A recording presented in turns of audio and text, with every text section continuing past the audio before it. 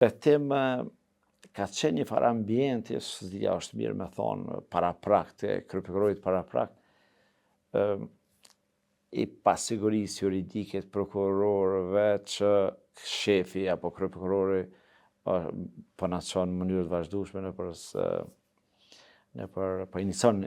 procedura disciplinore ndaj tyre, një farë panike, një farë pasigurie edhe me marrjen e mandatit tem si kryeprokuror,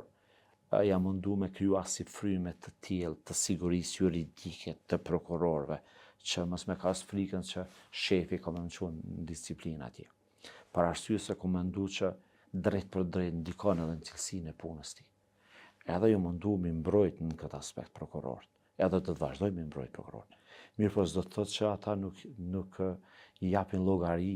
për shkelet e rënda e tyre zyrtare apo nivelin e ulët profesionalizmit tyre. Për shkak se ata dhënë llogari për shembull se me të marrë mandatin, kam shiku mundësit apo performancën në mënyrë individuale të secilit prokuror, edhe për shkak defekteve serioze profesionale të një prokurori,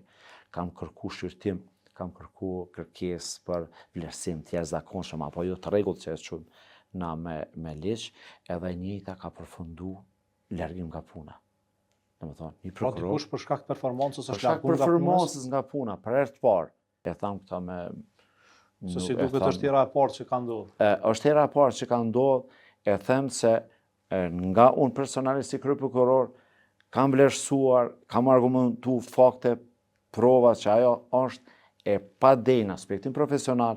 edhe është bërë një kërkesë e tillë te mekanizmat e Këshillit, e njëjta pastaj është rekomanduar shkarkimi i saj te presidentja, edhe e njëjta me dekret pastaj edhe është shkarkuar. Ky rast ka ndodhur. Mirë po, edhe kam iniciuar edhe një rast disiplinor, epilogi së cilës është minimas që ju ka dhënë prokurorit, edhe tani në vitin 2026 kam iniciuar një rast disiplinor ndaj një prokurori, mirë po, parimisht mundohem të mbroj prokurorët, për shkak se një ambient i tillë kam vlerësuar që rezultatet janë jashtëzakonisht mira.